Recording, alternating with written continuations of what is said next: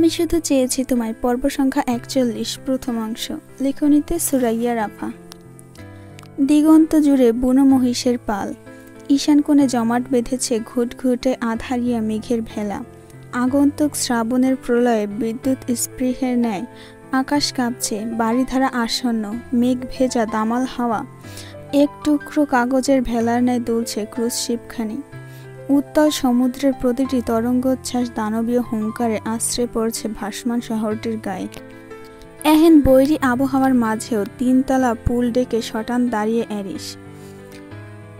বলবান খড়খড়ে করতল দুটো তার আটকে আছে ধাতব রেলিংয়ে। ওভারকোটের উপস্থিতি নেই। নেভি ব্লু সিল্ক শার্টের ওপর কুচকুচে কালো ওয়েস্টকোট দ্বারা আবৃত তার পেশিবহুল শরীর। নিভে আসা সূর্যের মৃদু রোশনাই কিঞ্চিত ঝিল ধরেছে কবজিতে আটকানো সিলভার রোলেক্স খানি। পিয়ার্স শোভিত অনুভূতিহীন নির্জীব অক্ষিদয় ঢাকা পড়েছে বিশালাকার রোদ চশমার অন্তরালে। অথচ তার অদ্ভুত দৃষ্টিযুগল অবলোকন করে নির্দ্বিধায় বলে দেওয়া যায় চাহনি তার সুদূর অন্তরিক্ষে নিবদ্ধ। কিন্তু ষষ্ঠ ইন্দ্রিয়ের লৌকিক ধারণা জানান দিয়ে যাচ্ছে কারোর সুস্পষ্ট উপস্থিতি। অতি সন্নিকটে সেই অস্তিত্ব। আশ্চর্য চাহনি, টলমলে নেত্র গহ্বরে জমে গাঢ় নীলের আভা। উথাল পাথাল বৈরী আবহাওয়ায় ভ্যানিলার মাদকীয় সুঘ্রাণ সবকিছু উপলব্ধি করে এক মুহূর্ত থমকালো এরিস। অতপর গভীর শ্বাস টেনে নিল বুক চিরে। নিঃশ্বাসের ছন্দে তরঙ্গিত হলো তার পুরুষালী অ্যাডামস অ্যাপল। অনুভূতিহীন মাফিয়া বসের নির্বিকার ভাবাবেগ অচিরেই কুণ্ঠিত করে তুলল ঈশানীকে। লোকটা কি ওর উপস্থিতি টের পায়নি, নাকি ইচ্ছে করে অবজ্ঞা করে যাচ্ছে তখন থেকে? ঠিক বুঝে উঠতে পারল না রমণী। অজ্ঞতা দাঁড়িয়ে না থেকে পিছু হটল 2 কদম। পুল ডেকের পাশেই শ্বেতকায় বিশাল বড় দৈত্যাকার এক স্কাল্পচার। বরফের দেশের এক শুভ্র মায়া নেকড়ে স্থির দাঁড়িয়ে সেখানে। গগনপানে বাড়িয়ে রাখা গ্রীবা দেশের পাশে বড় বড় ইংরেজি অক্ষরে খচিত, the python leader is here. শ্বেতপাথরে আবৃত মায়া নেকড়ের অবয়বটি তার তীক্ষ্ণ মাংসাশী দন্তপট বের করে দূর আকাশে মুখ বাড়িয়ে রয়েছে। এক দেখায় মনে হবে এক্ষুনি ভয়ঙ্কর হাউলিং ছেড়ে কাঁপিয়ে তুলবে চারিপাশ। ঝকঝকে নেকড়ের স্কাল্পচারটি মুহূর্তে আকর্ষণ করে নিল ঈশানীর। কৌতূহলের পারদে নীল অক্ষি দুটো চিকচিক করে উঠল তার। বিনা বাক্যে এগিয়ে গেল সেদিকে। যদিও রাশিয়ার বীভৎস নরকীয় স্মৃতিগুলো কোনো কালেই স্বস্তি দেয় না মেয়েটাকে, তবুও স্কাল্পচারটি দেখা মাত্রই ফ্লোরার কথা মনে পড়ে গেল ওর। মাঝপথে জাগ্রত হলো সেই রুশকন্যার সাথে অতিবাহিত করে আসা একাধিক বিমুগ্ধ স্মৃতির অধ্যায়। ফ্লোরার ভাবনা মস্তিষ্কে উদয় হতেই এক চিলতে নিগুড় হাসি প্রস্ফুটিত হয়ে রমণীর অধর ভাজে। চিন্তায় মশগুল ঈশানী আনমরে হাত বাড়ায় মূর্তিমান অবয়বটির পানে। তৎক্ষণাৎ কয়েক সেন্টিমিটার দূরত্ব থেকে ভেসে এলো কর্কশ নিষেধাজ্ঞা, ডোন্ট টাচ ইট। হচকালো ঈশানী। মায়া নেকড়ের সুন্দর ক্রিস্টাল খচিত চোখখানি স্পর্শ হতে হতেই থমকে গেল করতল। আকস্মাৎ বাধা প্রদানে আড়ষ্টতায় জমে গিয়ে চাইল পেছনে। নজরে এলো মাফিয়া বসের চৌকস দৃষ্টিযুগল। আঙুলের সাহায্যে রোদ চশমা সরিয়ে অক্ষিপুটের মিলন ঘটালো লোকটা। মুখোমুখি দুজনার দৃষ্টি জুড়ে অগাধ ব্যাকুলতা, নিঘাত অভিব্যক্তি, উথাল পাথাল অনুভূতির জলোচ্ছ্বাস। কেবল অনুভূতিই নয়, আইনি স্বীকৃত বৈধ পন্থা একে অপরের পরিপূরক তারা। দিবালোকের মতোই স্বচ্ছ এই সম্পর্ক, অথচ দুজনার অন্তরাত্মা ভেদ করে। অনুভূতি চিরে ফেরে মধ্যখানে দণ্ডায়মান এক পাপ পুণ্যের মহাপ্রাচীর। আলো আধারের কঠোর বিঘ্নতা, বাস্তবতা আর মরীচিকার অদৃশ্য বেড়াজাল। পৃথিবীর সমগ্র বিঘ্নতাকে পায়ে ঠেলে প্রথম কদমের সম্মুখে অগ্রসর হলো মাফিয়া বস। তীর তীর করে চির ধরালো বেড়াজালে।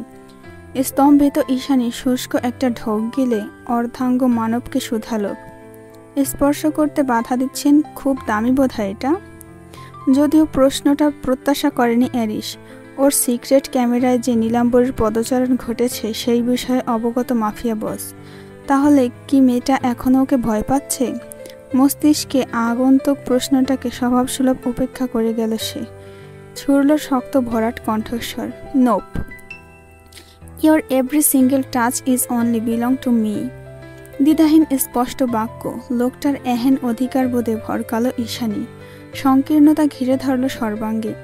চুপচাপ ঘরমুখ হওয়া সত্ত্বেও কিঞ্চিত আড়ষ্টতায় রক্তিম আভা ছড়িয়ে পড়ল বেলব কোপলে। দ্বিধাগ্রস্ত হয়ে কিছু বলতে যাবে তার আগেই প্রশ্ন ছুড়ল বিপরীত পক্ষ। তোমাকে মাত্রাতিরিক্ত লাল দেখা যাচ্ছে, জ্বর কমেনি এখনো? অ্যারিসের সহজ স্বীকারোক্তিটুকু কর্ণগোচর হতেই তরাক করে চোখ তুলল মেয়েটা। হতবিহ্বল নয়নে মাফিয়া বসের তীক্ষ্ণ চেহারার পানে দৃষ্টিপাত করে মনে মনে ভাবল, লোকটা আসলেই অনুভূতিহীন। কোনটা জ্বরের আভা আর কোনটা লজ্জার সেটুকুও তার হৃদয় স্পর্শ করতে পারে না। কি আশ্চর্য! ফের 2 কদম সামনে এগোলো অ্যারিস। ফাটল ধরা অদৃশ্য প্রাচীরখানি ভেঙে চৌচির হলো এবার। নির্জীব মানবের শীতল দৃষ্টিতে হৃদযন্ত্র ছলকে ওঠে রমণীর। 2 হাতের সাহায্যে পরিধেয় ফ্রকটাকে মুঠোবন্দি করে গলা খাতে নামিয়ে আকস্মাৎ বলে ফেলে, আপনি আমাকে স্টক করেছেন এতদিন, কিন্তু কেন? মরীচিকাকে প্রশ্ন করার স্পর্ধা দেখিয়েও টলল না 2 নয়ন। অধিকার বোধটুকু বোধহয় প্রাপ্য মেয়েটার। থমকালো না বিপরীত পক্ষ। ধীর কদমে এগিয়ে এসে স্থির হলো নীলাম্বরের সন্নিকটে। দূরত্ব ন্যানো সেন্টিমিটারের চেয়েও নগণ্য। মেয়েটার নিঃশ্বাসের তালে ওঠানামা করা বিউটিবনগুলো মোহবিষ্টের ন্যায় আকর্ষণ করে নিতে সক্ষম। সেদিকে একপল দৃষ্টিপাত করে গভীর স্বরে জবাব দিল মাফিয়া বস। অ্যারিস কাউকে কৈফত দেয় না। নাকের পাটা তীর করে ফুলে উঠল রমণীর। অস্থির হয়ে বলল, আমার কি ন্যূনতম প্রাইভেসিটুকু নেই? আমার কাছে নেই। শরীর থেকে শুরু করে আত্মা, তোমার সমগ্র অস্তিত্ব মুখস্থ হয়ে গিয়েছে আমার। ডিটেলস জানতে চাও? তির্যক বাক্য ছুঁড়ে ঠোঁট বাঁকিয়ে কুটিলতায় ভুরু উচালো মাফিয়া বস। তর্কে না পেরে মুখায়ব কুচকে এলো ঈশানের। দাঁড়িয়ে থাকতে অস্বস্তি হচ্ছে ভীষণ। সহসা পিছন ঘুরে স্থান ত্যাগ করার উদ্যত হতেই তেতো গলায় বিড়বিড়ালো, জানোয়ার। শব্দটা উচ্চারণ করে সম্মুখে অগ্রসর হতে না হতেই কবজিতে পোক্ত করতলের টান অনুভব করল মেয়েটা। বিস্মিত হয়ে পেছনে দৃষ্টিপাত করার আগেই হ্যাচকা টানে ওর শীর্ণকায় শরীরটাকে সান্নিধ্যে নিয়ে এলো অ্যারিস। আকস্মাৎ মোলায়েম নারীর পৃষ্ঠদেশ গিয়ে ঠেকল পুরুষালী ইস্পাত কঠিন বক্ষভাজে। এবারে সর্বশেষ দূরত্বটুকু নিজ হাতে ঘুচিয়ে দিল মাফিয়া বস। কোনরূপ পূর্বাভাস ব্যতীত খড়খড়ে বলিষ্ঠ হাতখানা নিয়ে রাখল রমণীর বুকের বাম পাশে। সঙ্গে সঙ্গে ভেঙে বিচূর্ণ হয়ে মুখ থুবড়ে পড়ল দূরত্বের ঠুনকো বেড়াজাল। ধনুকের মতো তীক্ষ্ণ শরীরের ভাঁজে এহেন আচমকা পুরুষালী স্পর্শে জমে উঠল নাজুক সর্বাঙ্গ। বাহ্যিক আড়ষ্টতা ছাপিয়ে খেই হারালো হৃদযন্ত্র। হাঁপড়ের মতো ধরফর করে উঠতে লাগলো অন্তঃকরণ। ভীত মেয়েটার কোণঠায় জমে আসা শরীরটাকে নির্দ্বিধায় উপেক্ষা করে গেল মাফিয়া বস। লম্বা আঙুলগুলোকে নমনীয় নারীর উপত্যকায় স্থির রেখে আরও দ্বিগুণ করল স্পর্শ। অচিরেই সংকোচে কুঁকড়ে গেল জমে আসা শরীর। ঠোঁট গলিয়ে বেরোলো অপ্রস্তুত মৃদু আওয়াজ, আসলে ছাড়ুন। বেপরোয়া নির্দয় মাফিয়া বস বিন্দুমাত্র কর্ণপাত করল না সেসব অনুনয়ে। উল্টো স্পর্শের প্রগাঢ়তা টেনে গ্রীবাদেশ বাড়িয়ে ঝুঁকল রমণীর নিকট। কানের কাছে মুখ নিয়ে হিস হিসিয়ে জানান দিল তার ব্যাকুল অভিব্যক্তির। পেছন থেকেই গভীর হাসকি স্বরে বলে উঠল, ইটস বিটিং সো ফাস্ট। তোমার হার্ট যে এত বেশি দুর্বল, আগে কেন বলনি? নির্দয় দুর্ধর্ষ জানোয়ারটাকে কি করে ঠাঁই দেবে এই দুর্বল হৃদয়ে? কষ্ট হবে না? নিমেষেই কুণ্ঠিত হয়ে পড়ল ঈশানীর নাজুক চিত্ত। তবে ব্যতিগ্রস্ত নয়। সম্পর্কের বৈধতা ওকে আত্মবিশ্বাস জুগিয়েছে, ঠেলছে মরীচিকার অতলে। মুখে স্বীকার না করলেও সংস্পর্শে দাঁড়ানো লোকটার প্রতি এক আকাশসম ঘৃণার উদ্ভাসন যেন সেই কবেই বিলীন হয়েছে মুগ্ধতায়। বোকা মেয়েটা শেষমেশ আবারও হোঁচট খেয়েছে নিষ্ঠুরতম মানবের কঠিনতায়। তবে এবার ঈশানী একা নয়, ওর পাশাপাশি যে আরও একজন ভেসেছে প্রণয় প্লাবনে। অ্যারিসের কথার পাছে নরম রিনরিনে আওয়াজে কিছু একটা প্রতিউত্তর করতে চাইল রমণী। তবে ফুরসত পেল না বিশেষ। তার আগেই দৃষ্টি ভেদ করে ক্রুজ শিপের সর্বনিম্ন ডেক থেকে আচানক ঝড়ের বেগে পরপর করে বেরিয়ে এলো লোক বোঝাই করা 2টো স্পিড বোট। অযাচিত দৃশ্যে হচকচালো ঈশানী। তৎক্ষণাৎ অ্যারিসকে ছাড়িয়ে এগিয়ে গেল পুল ডেকের অগ্রভাগে। রেলিংয়ে এক হাত রেখে অন্য হাত জলরাশি ভেদ করে ছুটে চলা ঝাপসা স্পিড 2টোকে ইশারা করে অবিশ্বাস্য গলায় শুধালো, ওরা কোথায় যাচ্ছে? বন্দরে রেলিংয়ের নিকট এগিয়ে এসে প্রত্যুত্তর করল মাফিয়া বস। দমল না ঈশানী, অস্থির হয়ে জানতে চাইল, তার মানে বন্দর এখান থেকে খুব কাছে, তাহলে আমরা ক্রুজ শিপে কি করছি? এটা তোমার বাসস্থান, অ্যাডজাস্ট করে নাও। মুহূর্তেই সাবলীল অভিব্যক্তি পাল্টে গেল লোকটার। মুখায়ব জুড়ে উদ্ভব ঘটল পরাশক্তির। ওর অনুভূতিহীন শূন্য ভাবাবেগ অবলোকন করে শুষ্ক ঢোক গিলল ঈশানী। জড়ানো কণ্ঠে বলল, স্পিড বোটের মাধ্যমে চাইলে বন্দরে পৌঁছে যাওয়া যায়, কিন্তু কতক্ষণ সময় লাগে? বাক্য সম্পন্ন হওয়ার পরপরই নিজের শূন্য নেত্র গহ্বর জোড়া মেয়েটার পানে স্থির করল মাফিয়া বস।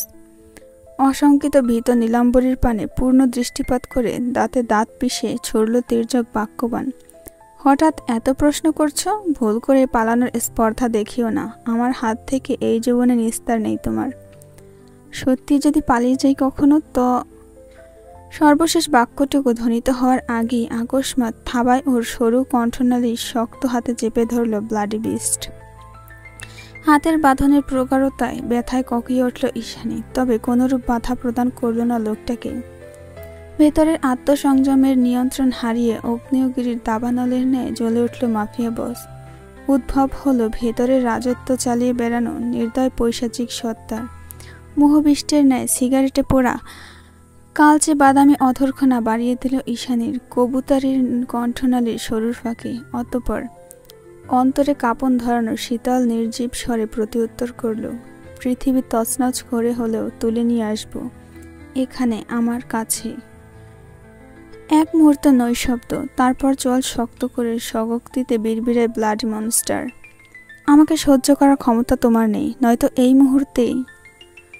বাক্য সম্পন্ন হলো না, তার আগেই টলমলের নীল নেত্রীর আহত চাহনির মাঝে থমকে গেল দৃষ্টিযুগল। এক লহমায় বাষ্পীভূত হলো অগ্নিতাণ্ডব, অসর হয়ে এলো হাতের বাঁধন। নিভে আসা ধূসার বাদামি চোখ দুটোর মাঝে দৃষ্টি স্থাপন করে ঈশানীর স্মৃতি জুড়ে জাগ্রত হলো মাহিনের বলে যাওয়া একটা ছোট্ট বাক্য, এটাকে ভালোবাসা বলে না Ishani, it just his venom obsession. সময় পেরোলে ঠিকই মোহ কেটে যাবে। সত্যিই কি তাই? বক্ষ গহ্বরে আচানক উদ্ভাসিত প্রশ্নটা বাড়িয়ে দিল নিস্তব্ধতা। দুজনের অন্তরের ব্যাকুলতা আজও অপ্রকাশিতই রয়ে গেল। অসহনীয় এই নীরবতার ইতি টেনে অ্যারিস কিছু বলবে, নিজের কর্মকাণ্ডে অনুতপ্ত হয়ে সাকুরাকে খানিক ধাতস্থ করবে, তার আগেই পিনপতন নৈশব্দের ইতি ঘটালো পুল সাইডে ফেলে রাখা ওয়াকিটকিটা। যন্ত্রটি থেকে বারংবার ইমার্জেন্সি সিগন্যাল আসায় এগিয়ে গিয়ে সেটাকে মুঠোবন্দি করে ধরল অ্যারিস। বোতাম চেপে মুখের সামনে তাক করতেই ওপাশ থেকে ধ্বনিত হলো কিছু সচকিত শব্দের বহর। Hello hello leader, do you copy? Yes copy. এপাশ থেকে সুপরিচিত সিগন্যাল পেশ হতেই হকচকিয়ে উঠল বিপরীত প্রান্ত। তৎক্ষণাৎ প্রচণ্ড উদ্গ্রীব স্বরে প্রত্যুত্তর করল লোকটা, please pick up the phone, it's urgent. কোনরূপ ব্যতিগ্রস্ততা না হয়ে কানের ফাঁকে এয়ারপোর্টসগুলো গুজল অ্যারিস। অতঃপর নৈশব্দ। ওপাশ থেকে কোনো কিছুই ঠিকঠাক শুনতে পেল না ঈশানী, কেবল হতচকিত নয়নে অবলোকন করল তার মাফিয়া বসের চিরাচরিত নির্জীব শূন্য অভিব্যক্তির আড়াল থেকে বেরিয়ে আসা এক বিধ্বংসী দানবীয় মুখায়ব, যার সুচারু দৃষ্টি যুগলে ভর করেছে নিকড়ে মানবের ন্যায় ভয়াবহ হিংস্রতা। বিধ্বংসী অভিব্যক্তি ধরে রেখে শক্ত করতল দুটো মুঠিবদ্ধ করে অচিরেই কঠোর স্বরে আদেশ ছুড়ল মাফিয়া বস, মস্কোর প্রতিটা এয়ারপোর্টে রেস্ট্রিকশন বসাও, প্রতিটা লবি সিলগালা করে দাও, বিমান তো দূরে থাক, একটা কাক পক্ষীও যাতে মস্কোর আকাশ অতিক্রম করার সুযোগ না পায়। মনে রেখো, এটা পাইথন লিডারের আদেশ। এবারে বিশ্বাসঘাতকের রক্ত দিয়ে পাইথন প্যারাডাইসের কুলসতা ঘোচাবে অ্যারিস ইউভান। ওপাশ থেকে কুর্নিশ জানিয়ে কলটা লাইনচ্যুত হতেই ক্রোধের তাড়নায় ওয়াকিটকিটা গভীর সমুদ্রের মাঝে ছুঁড়ে দাঁতের মাঝে দাঁত পিষে স্বগক্তিতে গালি ছুড়ল Aris, son of a bitch, I will tear your entire body apart.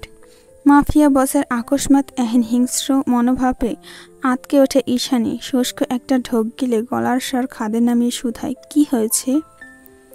নির্বিকারে অ্যারিস কোনরূপ জবাবদিহিতা না করে লম্বা পা ফেলে গটগটিয়ে ত্যাগ করল পুল ডেক। তবে যাওয়ার আগে কি ভেবে যেন ফের এগিয়ে গেল ঈশানীর অভিমুখে। কাছাকাছি এসে সাকুরার রক্তিম অধরে টুকরো চুমু খেল আচানক। অতঃপর শুষ্ক অধরের ফাঁক গলিয়ে নির্জীব স্বরে ধ্বনিত হলো, টেক কেয়ার, মনে রেখো আমি না ফেরা পর্যন্ত এই ক্রুজ শিপের বাইরে পা রাখবে না। আই রিপিট, দুনিয়া উল্টে গেলেও না। কথাটা শেষ করে সাকুরার প্রতিউত্তরের অপেক্ষা না করেই হনহনিয়ে বেরিয়ে গেল মাফিয়া বস। ওদিকে প্রস্থানকৃত লোকটার পানে অলিক দৃষ্টিতে চেয়ে রইল রমণী। ছলছলে নীল নেত্রের কার্নিশে অজান্তেই জড়ো হয়েছে এক ফোঁটা বিষাদের জল। জলটুকু নির্বিকারে বিসর্জন দিয়ে অর্ধাঙ্গের যাওয়ার পানে চেয়ে ব্যথাতুর স্বরে বিড়বিড়াল রমণী। আপনি ঠিকই বলেছিলেন অরণ্য, মাফিয়ারা কখনো স্বাভাবিক জীবন, সাবলীল সম্পর্ক কিংবা ভালোবাসার প্রতিশ্রুতি কিছুই দিতে পারে না। তাও কেন অনবদ্য অনুভূতির অদৃশ্য ইন্দ্রিয় জালে বেঁধে নিলেন আমায়? আপনি তো প্রলয়, তাও কেন ধ্বংস না করে আলগোছে রেখেছেন বারে বারে? কেন নিজের নিষিদ্ধ আত্মার মাঝে গুটিয়ে রাখতে চাইছেন আমার সরল অস্তিত্বকে? তবে কি আপনিও ভালোবাসেন? প্রশ্নটা থেকে গেল অন্তরে, কেবল নীলাম্বরীর অনুভূতি ছাপিয়ে মুক্ত বিহঙ্গের ন্যায় কর্ণকুহরে এসে ডানা ঝাপটালো দুটো বিষণ্ণ গানের লাইন। পথ ভুলে গেছি চলে দূরের কুয়াশায়, তবু আমার ফিরে আসার সত্যিই নেই উপায়। তুমি আমার জিতের বাজি, তুমি আমার হার। কি করে বলবো তোমায় আসলে মন কি যে চায়, কেন সে পালিয়ে বেড়ায় তোমার থেকে?